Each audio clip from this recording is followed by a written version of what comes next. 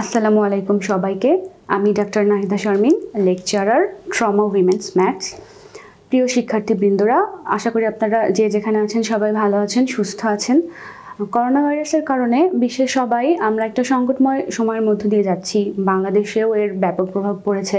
আপনারা সবাই জানেন যে আমাদের সমস্ত শিক্ষা প্রতিষ্ঠানগুলো বন্ধ। তাই আপনাদের সুবিধার জন্য ট্রমা উইমেন্স ম্যাথসের আয়োজনে আমাদের এই অনলাইন ক্লাসগুলো, আশা করি এই ক্লাসগুলো থেকে আপনারা যথেষ্ট উপকৃত হবেন। তো আমাদের আজকের টপিক স্টোমাক। আমরা নিশ্চয়ই সবাই জানি যে স্টোমাক একটি অ্যাবডোমিনাল অর্গান। আর যে কোনো অ্যাবডোমিনাল অর্গান সম্পর্কে জানার শুরুতেই আমাদের জানতে হবে যে সেই অর্গানটা আমাদের অ্যাবডোমিনের কোন রিজিয়নে অবস্থিত, মানে অ্যাবডোমিনের কোন অঞ্চলে সেটার অবস্থান। তো এজন্য আমরা শুরুতেই সংক্ষেপে একটু অ্যাবডোমিনের রিজনগুলো সম্পর্কে জানব। আপনারা দেখতে পাচ্ছেন এখানে আমি বোর্ডে ছবি এঁকেছি। এই মোট 4টা ইমাজিনারি লাইনের উপর ভিত্তি করে আমরা আমাদের অ্যাবডোমেনটাকে মোট 9 ভাগে ভাগ করি। এই 1, 2, 3, 4, 5, 6, 7, 8, 9 এই 4টা লাইনের উপর ভিত্তি করে আমরা আমাদের অ্যাবডোমেনটাকে 9 ভাগে ভাগ করলাম। দেখুন, যেমন এই রিজিয়নটাকে আমরা বলছি ইপিগ্যাস্ট্রিক রিজিয়ন, তার নিচে আম্বিলিকাল রিজিয়ন, কারণ এখানে আম্বিলিকাস থাকে মানুষের, যেটাকে আমরা নাভি বলি বাংলায়। তার নিচে রয়েছে হাইপোগ্যাস্ট্রিক রিজিয়ন। বাম দিকে, যেহেতু আমরা জানি যে আমরা যখন কোনো কিছু পড়ার সময় আমাদের সামনে যেটা থাকে আমরা তাকে জাস্ট আমাদের বিপরীত দিকে ধরি। সো আমাদের হাতের ডান দিকে যেটা পড়বে সেটা এই হিউম্যান বডির বা পেশেন্টের হবে বাম দিক। সো এই আমাদের ডান দিকের অংশটা হচ্ছে লেফট হাইপোকন্ড্রিয়াক রিজিয়ন, তার নিচে লেফট লাম্বার রিজিয়ন এবং সব নিচে লেফট আইলিয়াক রিজিয়ন। একইভাবে ডান দিকে জাস্ট ওই রিজিয়নগুলোই right hypochondriac region, right lumbar region এবং তার নিচে রাইট আইলিয়াক রিজিয়ন। আমরা অ্যাবডোমিনাল রিজিয়নগুলো সম্পর্কে জানলাম। এবার তাহলে আমরা জানি যে স্টোমাকটা আসলে অ্যাবডোমিনের কোন রিজিয়নে অবস্থিত। তো স্টোমাক এর বেশিরভাগটাই থাকে আমাদের এপিগ্যাস্ট্রিয়ামে, আর কিছু অংশ লেফট হাইপোকন্ড্রিয়ামে, আর কিছুটা আম্বিলিকাল যে রিজিয়নটা থাকে সেখানে। একটা স্টোমাক নর্মালি এটা অ্যারাউন্ড 25 সেন্টিমিটার হয় লম্বায়। আর যখন একটা স্টোমাক খালি থাকে বা এমটি থাকে তখন এটা দেখতে অনেকটা ঠিক এরকম দেখেন, যেটাকে বলে জে শেপড থাকে। আর ফুল অবস্থায় যখন আমরা খাওয়া দাওয়া করি ভর পেটে, স্টোমাকটা থাকে অনেকটা পাইরিফর্ম শেপে, যেটার মানে হচ্ছে অনেকটা পিয়ার শেপে। পিয়ার একটা ফল আমরা সবাই জানি হয়তো বা, তো ওই পিয়ার শেপ হয় যখন স্টোমাকটা ফুল থাকে। এবার আসুন স্টোমাকের ক্যাপাসিটি। আসলে স্টোমাকে কতটুকু ধারণ ক্ষমতা, কতটুকু আমরা খেতে পারি। একটা বাচ্চার যখন জন্ম হয় তখন আমরা জানি যে খুবই কম খেতে পারে, কারণ তার স্টোমাকের ক্যাপাসিটি খুব কম থাকে। সে সর্বোচ্চ 30 থেকে 50 ml ধারণ করতে পারে তার স্টোমাকে। যখন পিউবার্টি থাকে তখন সর্বোচ্চ 1 লিটার বা 1 কেজি পরিমাণ আমরা আমাদের স্টোমাকে ধারণ করতে পারি। এবং একজন অ্যাডাল্ট ব্যক্তির ক্ষেত্রে বা পূর্ণবয়স্ক বা প্রাপ্তবয়স্ক ব্যক্তির ক্ষেত্রে সেই ধারণ ক্ষমতা হয় 1.5 থেকে 2 লিটার সর্বোচ্চ। এবার চলুন আমরা জানি স্টোমাকের পার্টগুলো কি। স্টোমাক শুরু হয় ইসোফেগাসের শেষ পার্ট থেকে, ঠিক এখান থেকে ইসোফেগাসটা শেষ হয়। আমরা ছবিতে দেখতে পাচ্ছি একটা স্টোমাক আমি এঁকেছি এখানে। আর শেষ হয় ডুওডেনামের ফার্স্ট পার্টে এসে, যেখান থেকে স্টোমাকটা শেষ হচ্ছে ঠিক তারপর থেকেই ডুওডেনামের ফার্স্ট পার্টটা শুরু হয়। স্টোমাকের পার্টগুলো দেখি আমরা। এটা একটা পুরো স্টোমাক, একটা এমটি স্টোমাকের ছবি এঁকেছি আমি। এর যে উপরের পার্টটা এরকম, এই পার্টটাকে আমরা বলছি ফান্ডাস, আর বাকি পুরোটা হচ্ছে স্টোমাকের বডি। এর দুটো অরিফিস থাকে, অরিফিস বা ওপেনিং বা ছিদ্র বলতে পারেন আপনারা।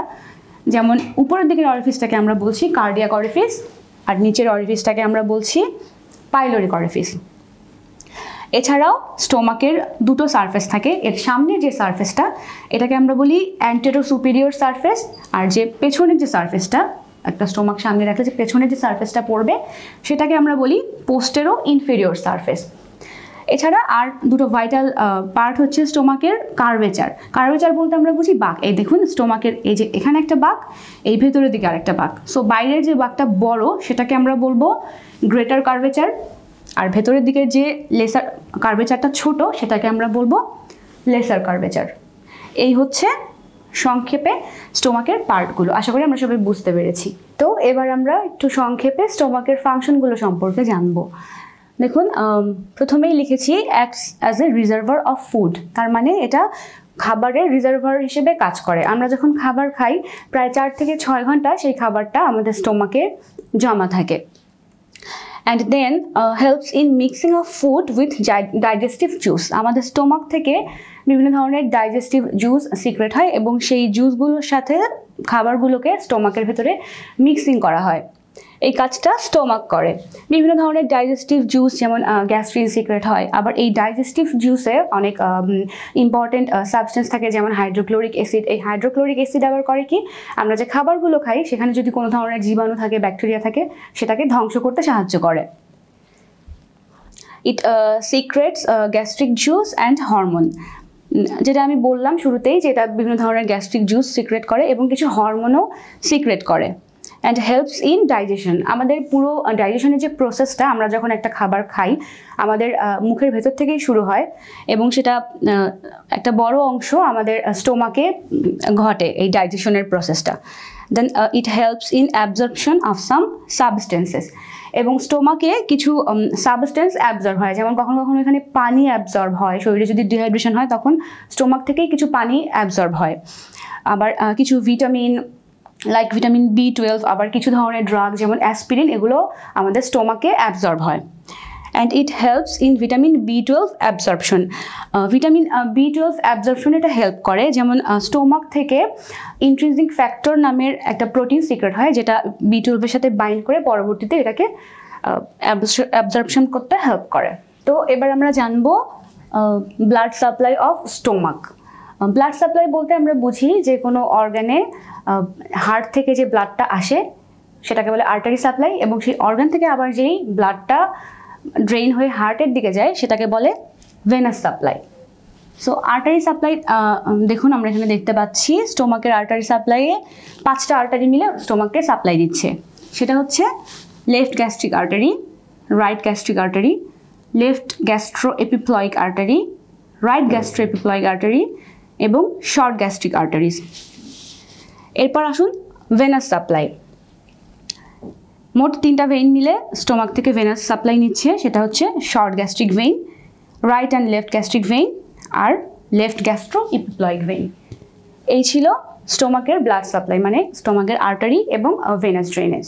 তো প্রিয় শিক্ষার্থীবৃন্দরা, আজকের এই ট্রমা উইমেন্স ম্যাথস কর্তৃক আয়োজিত যে স্টোমাক সম্পর্কে আমি ক্লাসটা নিলাম, এই অনলাইন ক্লাস সম্পর্কে আপনাদের নেক্সট কোনো প্রবলেম বা কোনো রকমের কিউরি থাকলে আপনারা অবশ্যই সেটা কমেন্ট বক্সে জানাবেন। আমরা চেষ্টা করব পরবর্তী ক্লাসে সেটা সম্পর্কে আলোচনা করার জন্য। ধৈর্য ধরে আমাদের ক্লাসটি দেখার জন্য আপনাদেরকে অনেক ধন্যবাদ। আপনারা সবাই যে যেখানে আছেন আশা করি সবাই সুস্থ থাকবেন, সাবধানে থাকবেন, ঘরের বাইরে যাবেন না, নিরাপদে থাকুন। ধন্যবাদ।